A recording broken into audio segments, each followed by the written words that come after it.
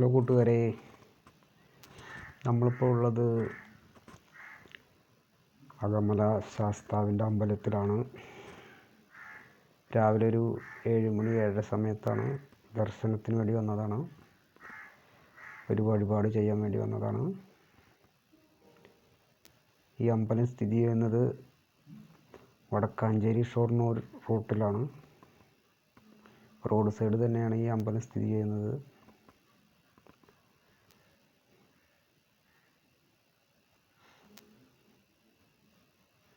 ഫ്രണ്ടിൽ കാണുന്നത് റോഡാണ്, ഹൈവേ ആണ്. ആ കാണുന്നതൊക്കെ അകമല വനം കാടുകളാണ്.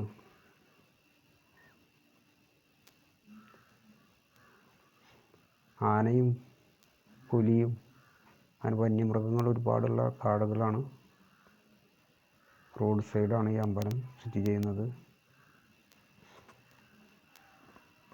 അത്രയും വലിയൊരു അമ്പലമൊന്നുമല്ല, പക്ഷേ പേര് കേട്ടിട്ടുള്ളൊരു അമ്പലമാണ് അകമല ശാസ്താവ് എന്ന് പറഞ്ഞാൽ. ഞാൻ കുറേ കാലത്തിന് ശേഷമായിട്ടാണ് ഇങ്ങോട്ടൊന്ന് വരുന്നത്.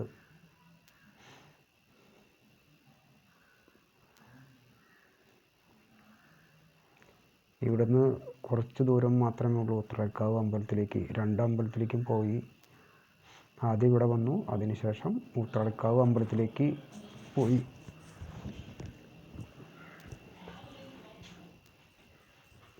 കണ്ടോ, വനമാണ്, വലിയ വനമാണ് അപ്പുറത്ത് കാണുന്നത്.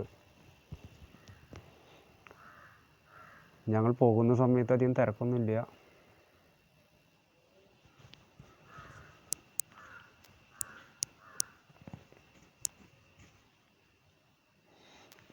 വീഡിയോ ഇഷ്ടമാണെങ്കിൽ കമൻറ്റ് ചെയ്യുക, ലൈക്ക് ചെയ്യുക, ഷെയർ ചെയ്യുക. എൻ്റെ ചാനലൊന്ന് സബ്സ്ക്രൈബ് ചെയ്യുക. ഇവിടെ ഒരു ചെറിയൊരു വഴിപാട് കൗണ്ടർ കാണാം നമുക്ക്.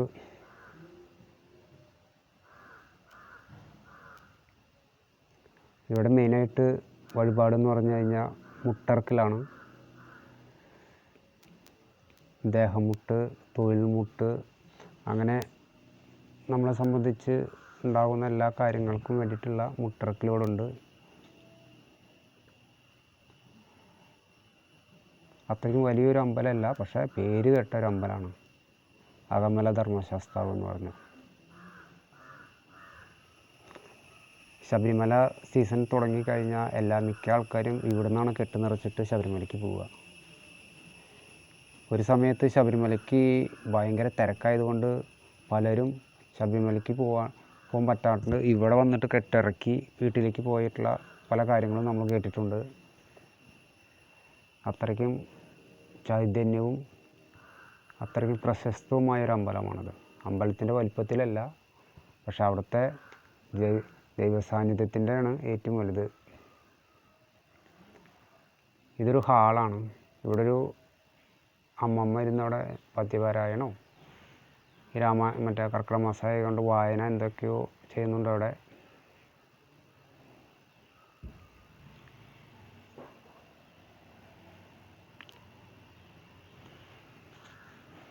വീഡിയോ ഇഷ്ടമാണെങ്കിൽ ലൈക്ക് ചെയ്യുക, കമൻറ്റ് ചെയ്യുക, മറ്റുള്ളവർക്ക് ഷെയർ ചെയ്യുക. എൻ്റെ ചാനലൊന്ന് സബ്സ്ക്രൈബ് ചെയ്യുക. ഇതൊക്കെ അമ്പലത്തിൻ്റെ സൈഡ് ഭാഗങ്ങളാണ്. രാവിലെ ആയ കാരണം മഴക്കാറായതുകൊണ്ട് സൺലൈറ്റിൻ്റെ ഒരു ചെറിയൊരു പ്രശ്നം ഉണ്ടായതുകൊണ്ട് വലിയതായിട്ട് വെളിച്ചമൊന്നും കാണുന്നില്ല. ഒരു മഴക്കാറുള്ള സമയത്താണ് പോയത്.